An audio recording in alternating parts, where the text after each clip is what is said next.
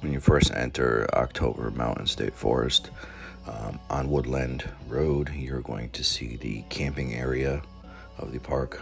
I stopped in there and talked to DCR. They let me know that these were public roads. They were not, they do go through parts of the park. So they told me that to follow Woodland Road up. I did make a wrong turn. I stayed to the left. You're going to come up Woodland Road and you're going to see a road that branches to the right. So as you come up to that, you're going to want to stay to the right. So this first section is still Woodland Road, and we followed that up. It wasn't too bad. This section's pretty mild. There are parts of it that do have some rocks and holes, but none of them are really deep.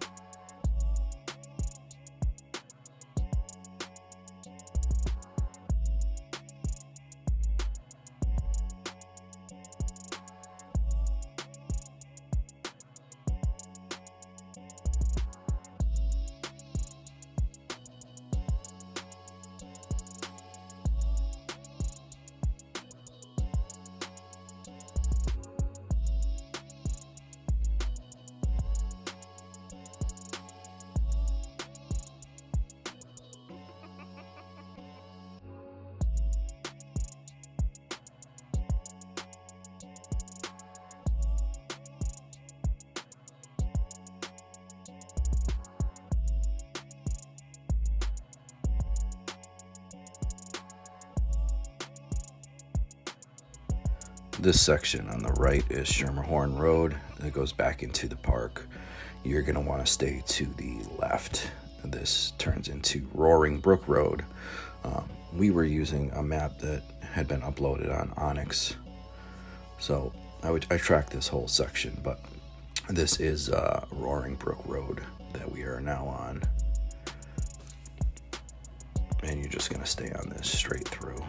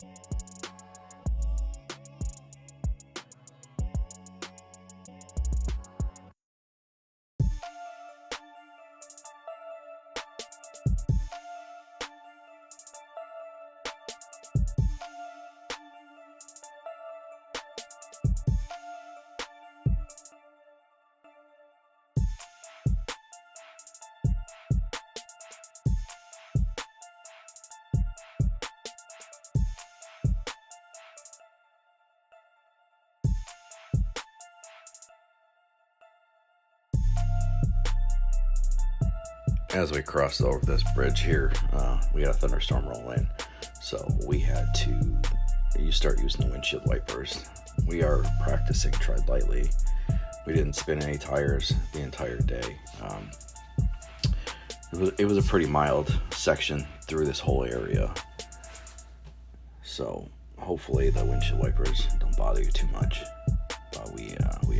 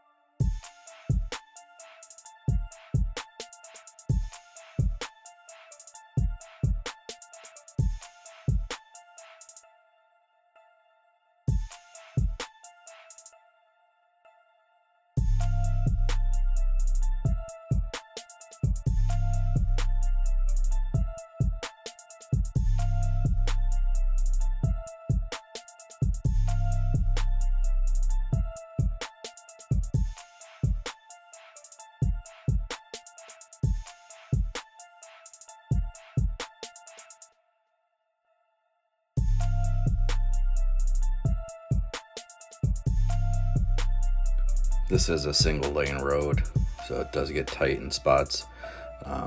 Obviously, when you see oncoming traffic, just, if they don't pull off to the side, make way for them. If you can, get off to the side, let them pass. It wasn't too bad. We only saw one car the entire day.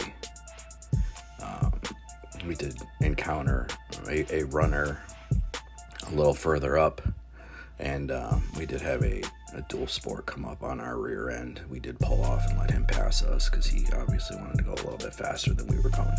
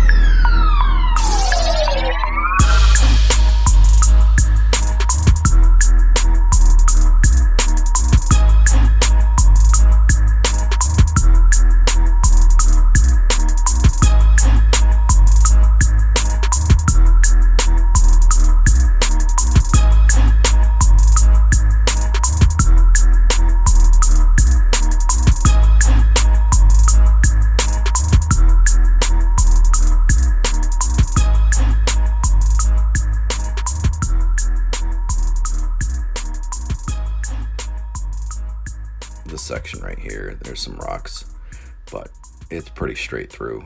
There's no big rocks in the middle, so you're able to fit through there.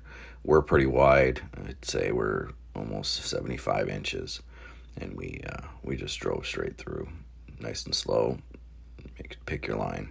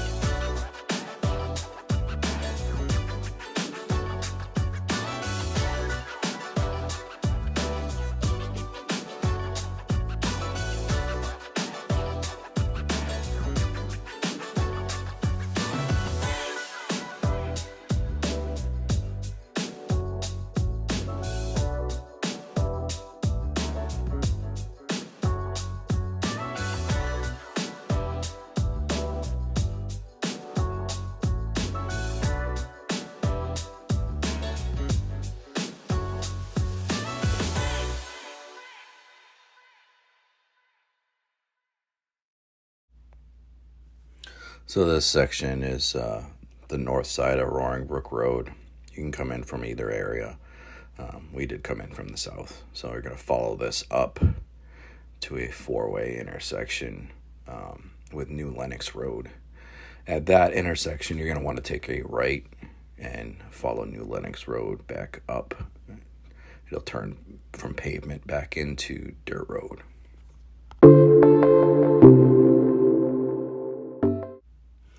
The rain started picking up on us here, so the camera was having a little issue zooming in on the raindrops. So ultimately I just decided it was best to stop recording here for a little bit. We just followed this road all the way up to New Lenox Road, where we took a right.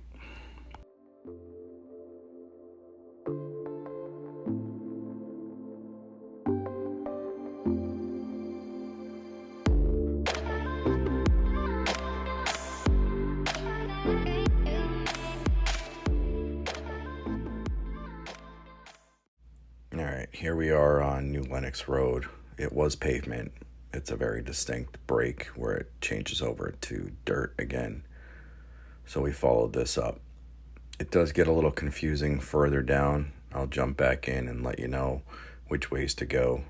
But yeah, this is that transition right there where it changes over. This is pretty much the end of the regular road. Now you're into the dirt road.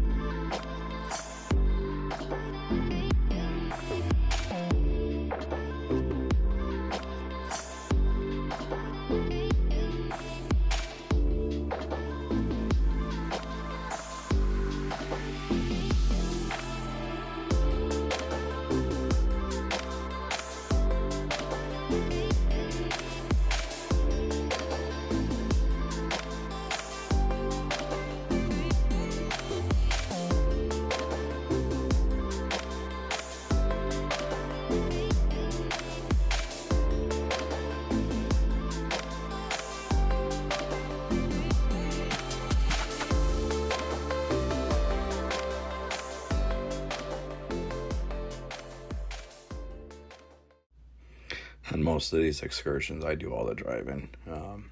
So I decided to pull in there and let Kayla take over. So Kayla's my wife. So I let her drive the rest of the day. She did an amazing job. She even navigated Washington Street, which is a little more rocks and it's not quite green. It's definitely blue, but she did an amazing job. I just kind of sat back and let her do her thing.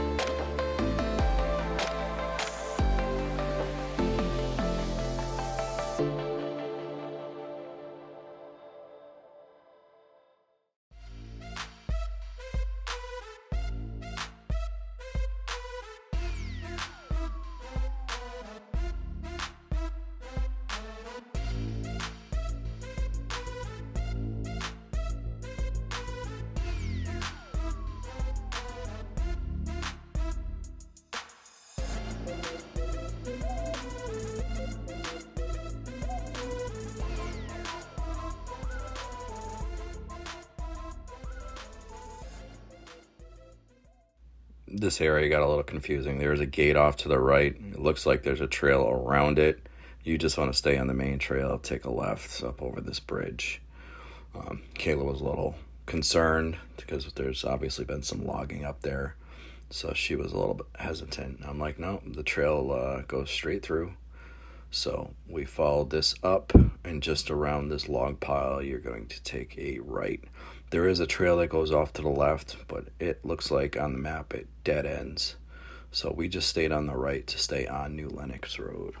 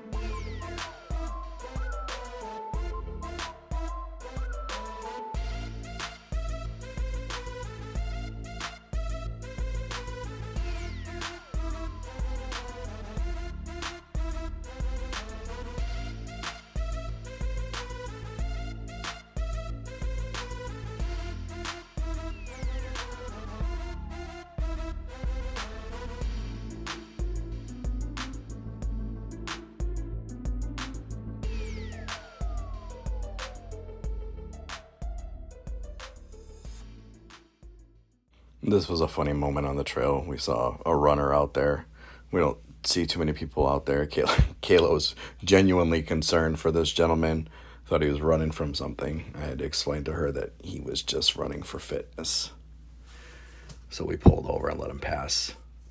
A little bit further up here, on the right, on the left, you're going to see a trail that branches off into the woods. It looks like a decent trail. I am going to follow up with the main park director, because that is the actual New Lenox Road that branches off there. It does tie back in with this trail that we're staying to on the right. A little bit further up, it comes in as Ashley Trail.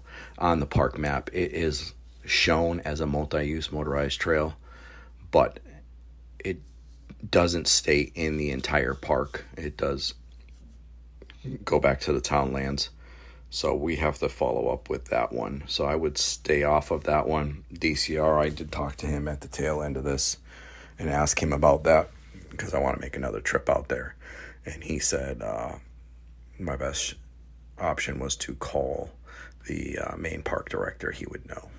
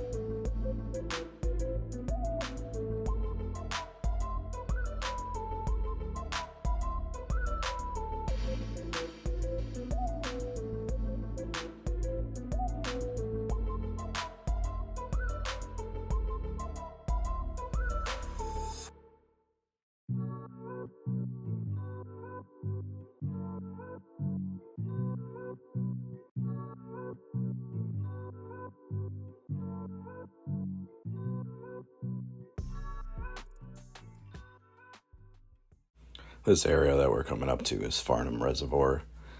You can tell people have been out here partying, having bonfires. There's cans everywhere. That's very unfortunate because this is the type of activity that shuts down these trails. So these areas where they come out to have a good time, it ends up getting ruined because the towns and cities will shut them down.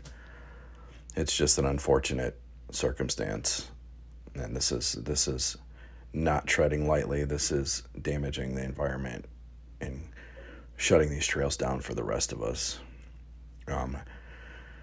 Farnham Reservoir is probably a good spot if you want to air down for comfort, because from there on out, it's pretty rocky until you get back on the main trail out by where Ashley Trail ties in when you get back into the center of the park.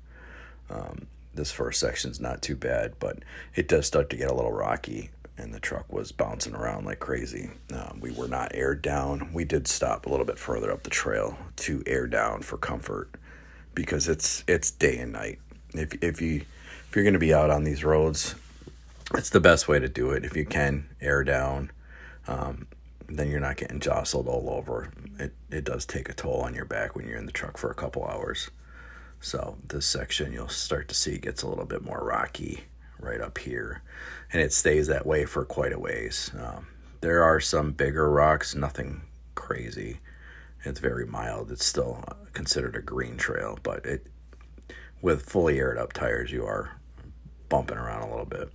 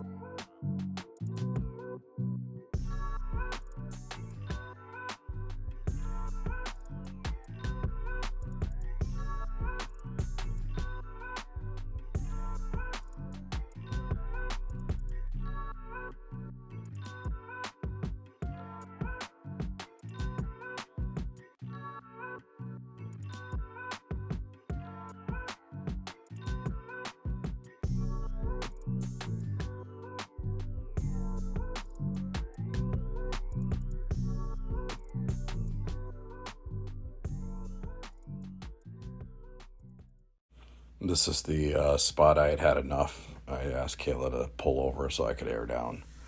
So we stopped and aired down to get the truck a little bit more comfortable for the rest of the ride.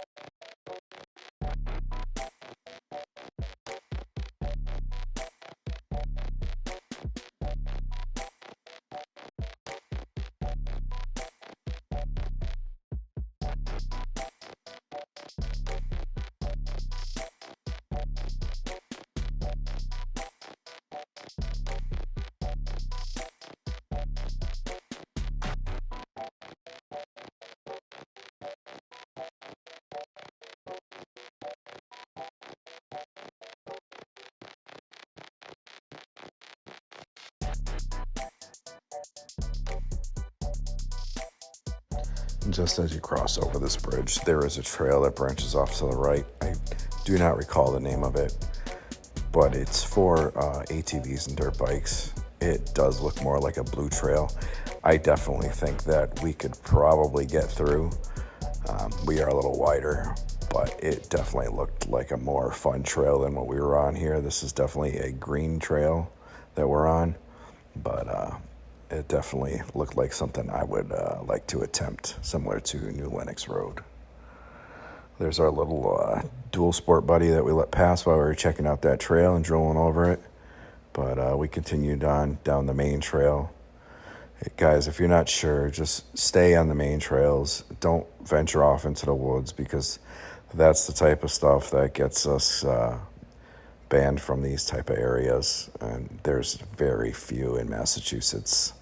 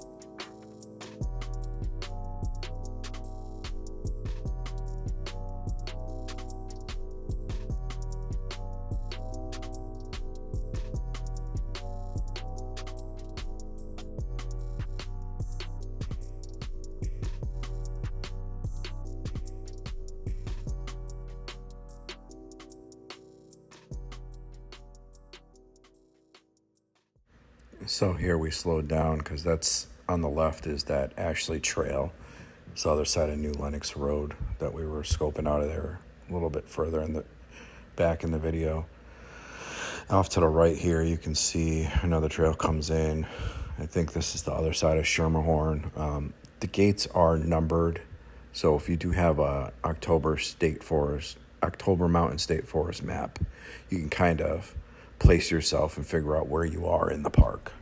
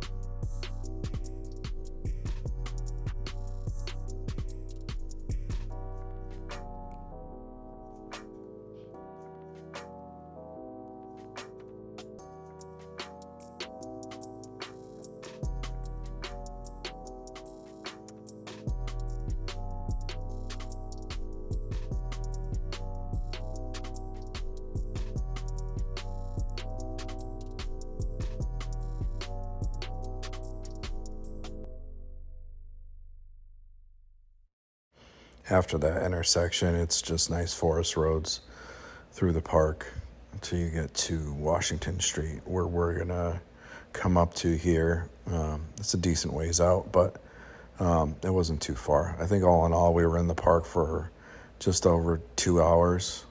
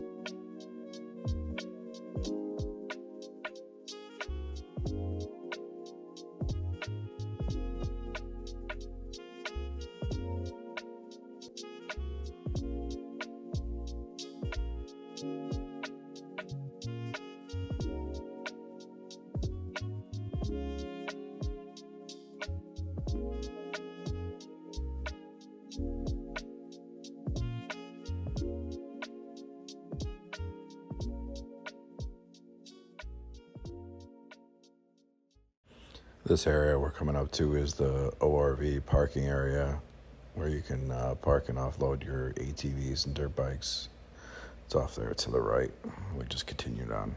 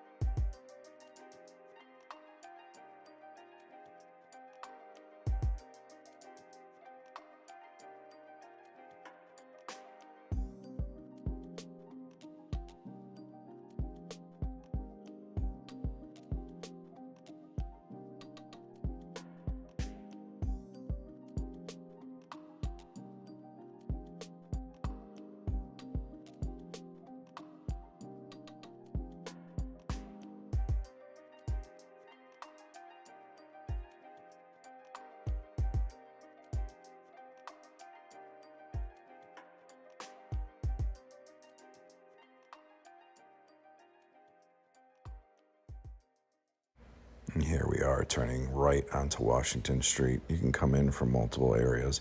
You can come in from the other side of Washington Street, or you can come in from that left-hand side. We didn't do a ton of exploring because we had drove about an hour. We just wanted to do the loop and check it out. So this first section's pretty mild.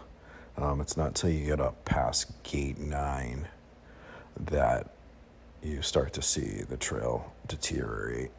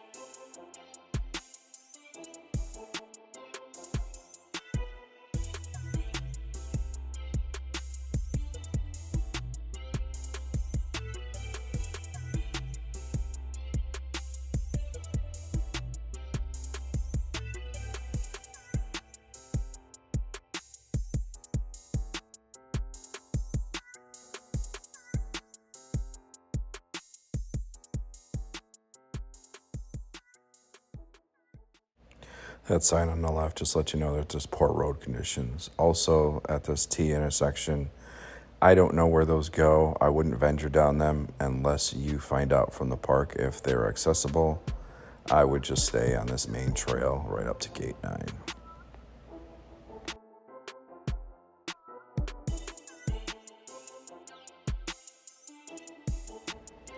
Also, you're gonna see this road on the right that goes up towards the gravel quarry. It does say no motorized vehicles, so please obey the signs that they've posted and stay off of them.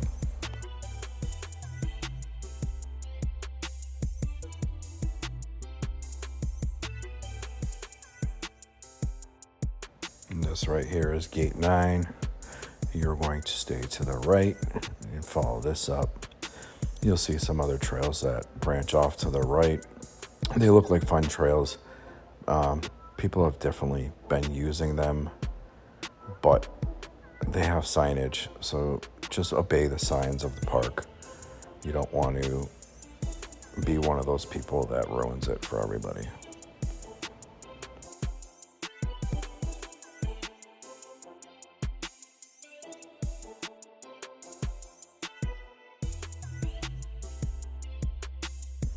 Also, when I was talking with the park rangers, he did inform me that the gravel quarry, although it looks like a fun area, people go up there and they burn pallets, glass bottles, so you don't know what you're driving through. I mean, if you want to take a risk, that's on you, but just know that you're going to be one of those people that are part of the problem and not the solution. So just stay out of those areas.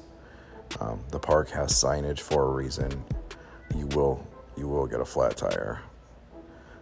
Up here, we're going to take a left to stay on Washington Street. Not sure where that road to the right goes. I may look at the map and try to figure out if that's a travelable road. I think it goes back into the park.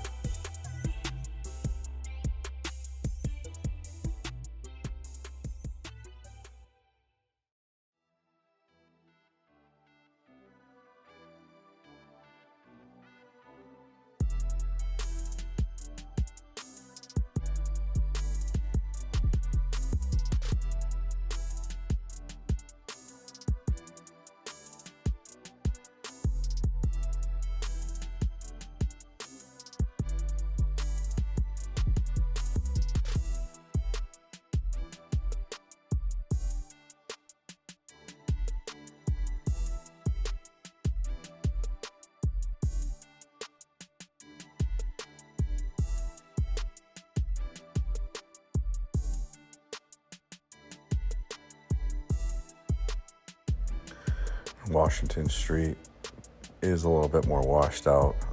It was definitely one of the narrower roads we were on. It is definitely a tighter trail. There are some trees that have been cut down that were blocking the path. This bridge does appear extremely narrow, but once you get around that shrub, you can see that it's wide enough to fit over. It did seem very solid, so we weren't concerned about that one. You'll see a little bit further up, we do come to another bridge where it looks like you can continue over it. I did get out and scope it out. I was not comfortable. There's clearly a path that goes down, crosses the creek, so we opted to do that. It was a little bit more fun, a little bit more rocky, a little bit more technical. And I was genuinely concerned. It probably would have held my truck. I just didn't want to take the chance. There is some holes worn through it, but it was still intact.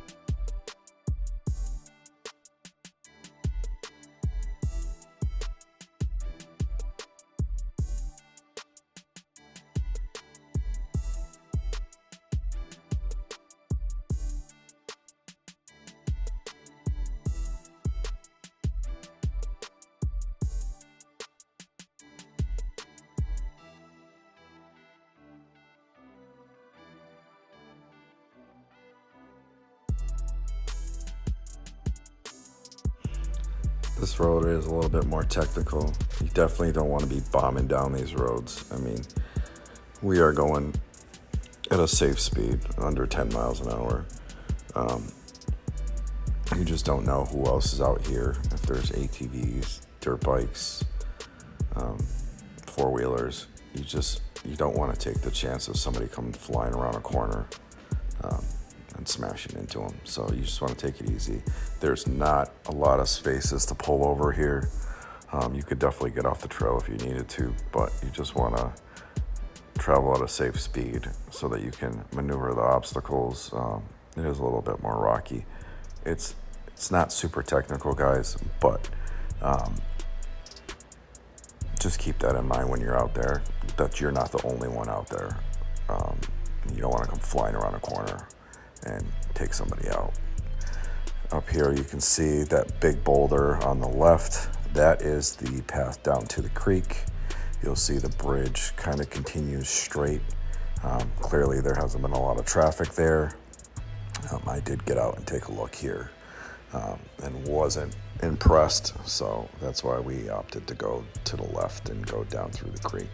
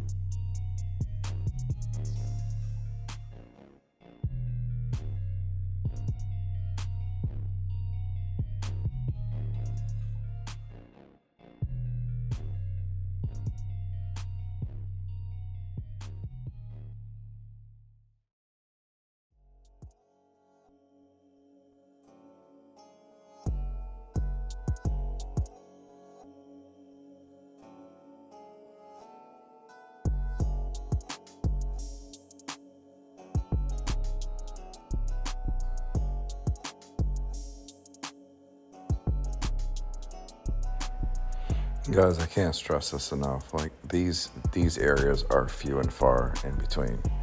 So while you're out here enjoying them, make sure that you're treading lightly, picking up your trash, taking everything with you, and you're not out here being obnoxious. Because these places are not gated and they're still open to the public. But all it takes is one or two people being out here doing stuff crazy, getting hurt, and they shut these places down. So let's preserve what we have, because Massachusetts does not have a lot of places like this for us to go exploring.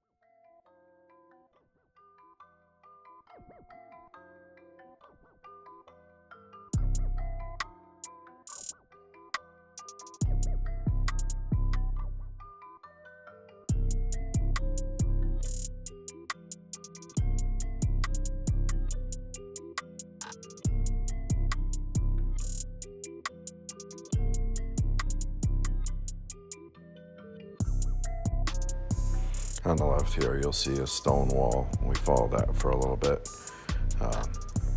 It's amazing, just some of the places you find out in the middle of nowhere. This was, at one point, was probably a thriving road. But now here, nature's just reclaimed it. And we're just out here enjoying it. Years and years after it was no longer used.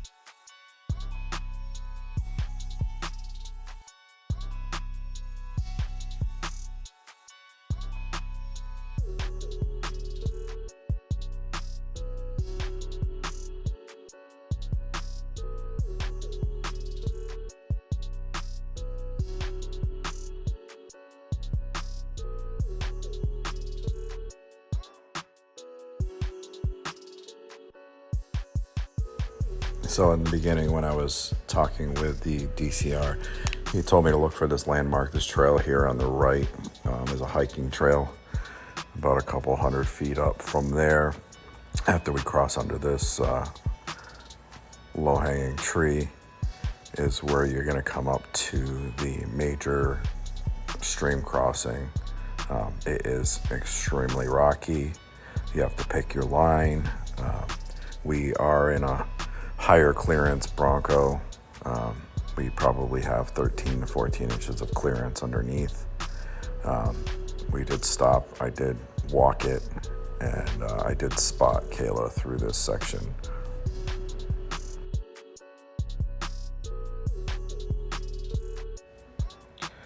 Now this is us navigating through. Keep in mind that we are on 37-inch tall tires.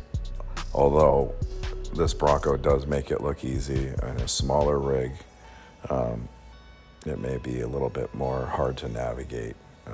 If you're like a base Bronco, I wouldn't take a Bronco Sport down this.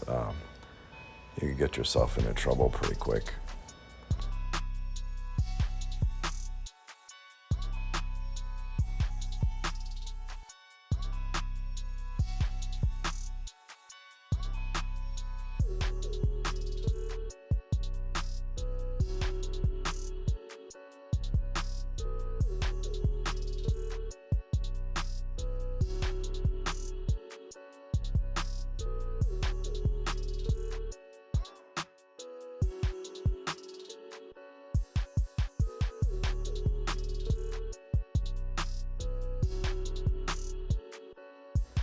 Here I had Kayla back up to reset. I wanted to take that larger boulder under the center.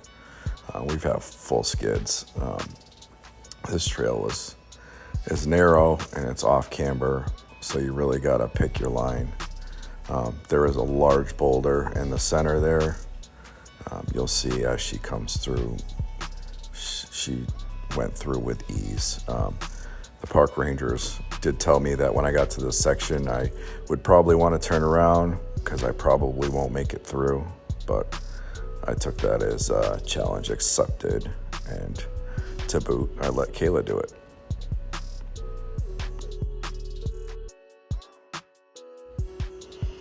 At this point, we're out of road. Now I'm contemplating how I'm going to get across without busting my butt. I did make it across without losing my phone. And here you'll see her coming across and me demonstrating my amazing camera skills, trying not to trying to film and guide her at the same time. Some of these other trips coming up, I definitely want to bring a tripod so I can just set up the camera and not have to think about having the right shot. But she came across and she had it, so I just let her send it. She did a great job. It's a little rocky on the other side, but it was nothing for Artemis.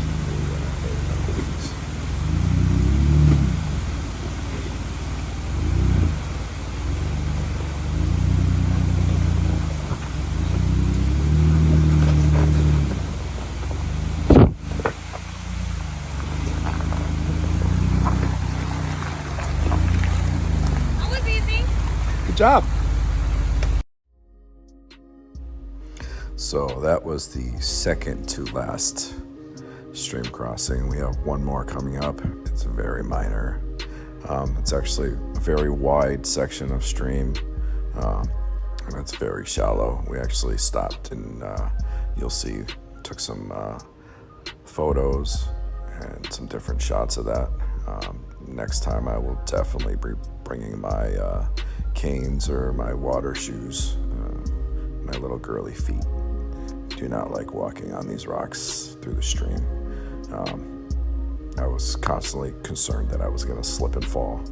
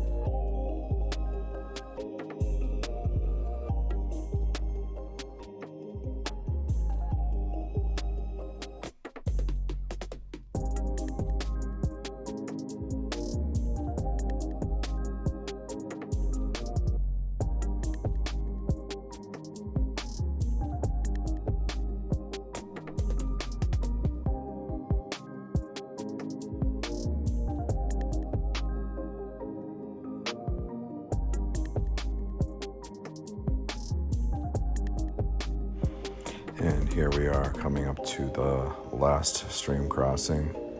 After this, it's smooth sailing and you're back out to the road.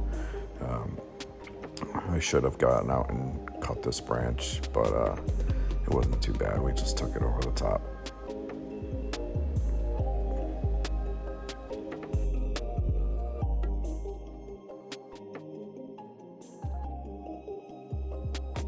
It's a very shallow stream bed.